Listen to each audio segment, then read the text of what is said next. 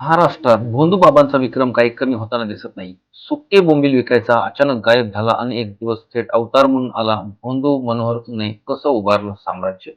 भोंदू मनोहर भोसलेने सुके बोंबील विकण्यापासून सुरुवात करून स्वतःला बाळूमामाचा अवतार भासून कोट्यावधीचे साम्राज्य उभारले. फसव्या योजना आणि दैवी शक्तीचे आमिष दाखवून त्यांनी अनेकांना लुटले. आता अटकेनंतर त्याची एक एक कारनामे समोर येत असून पोलीस त्याच्या संपत्तीचा तपास करत आहेत. हे प्रकरण भोंदूगिरीचे मोठे जाळे उघड करत आहे.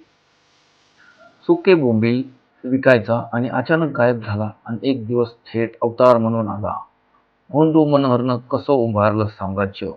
भोंदू मनोहर भोसले हा खरोखरच एक दैवी शक्ती असणारा बाबा असं मानलं जात होतं. आता त्याचे अनेक कारनामे समोर येत आहे. स्वतःकडे दैवी शक्ती असल्याचं भासवणाऱ्या या भोंदू बाबाला अनेकांना लुटल्याचं समोर आलं आहे. केवळ सोलापूरपर्यंतचा त्याचा पसारा मर्यादित नसून त्याचं मुंबईशी कनेक्शन निघाल्याचं समोर आलं आहे. सुके बोंबील विकायचा आणि एक दिवस गायब झाला आणि बाळूमामाचा अवतार म्हणून तो अवतरला. त्यानंतर त्याच्या भोंदूगिरीचा खेळ सुरू झाला. या खेळात त्यांनी अनेकांना फसवलं आणि आपलं मोठं साम्राज्य उभारलं. नेमकं काय केलं या भोंदू भोसलेने पाहूयात थोडक्यात.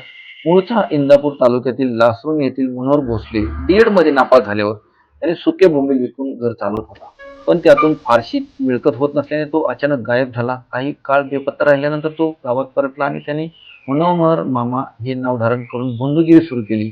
त्याने स्वतःला बाळूमामाचा अवतार म्हणून घोषित केले. भोंदूगिरीच्या पैशातून त्याने उंदीरगाव थोडक्यात उंदरगाव घोटी येथे थेट 27 एकरात आश्रम थाटला. हा अत्यंत आलिशान असा मठ आहे.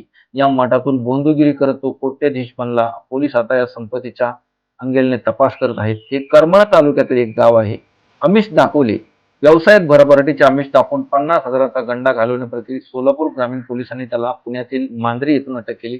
त्यानंतर त्याला न्यायालयात हजर केले असता माढा न्यायालयाने त्याला 3 दिवसांची पोलीस कोठडी सुनावली आहे. आश्रम बंद करण्याची मागणी का होती.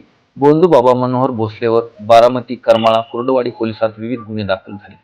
तसेच लोणंद सातारा जिल्ह्यामध्ये आणि पुणे जिल्ह्यातील दौंड पोलिसातही मनोहर भोसले विरोधात अनेक तक्रारी दाखल आहेत. सध्या मनोहर भोसले हा करमाळ्याच्या जेलमध्ये आहे. घोटी गावचे सरपंच विलास राऊत यांनी घोटी येथील मनोहर भोसलेचा आश्रम बंद करण्याची मागणी पोलीस अधीक्षकांकडे पत्राद्वारे केली आहे. भोंदू मनोहरवर दाखल गुन्हे नेमके कधीचे आहेत पाहूयात.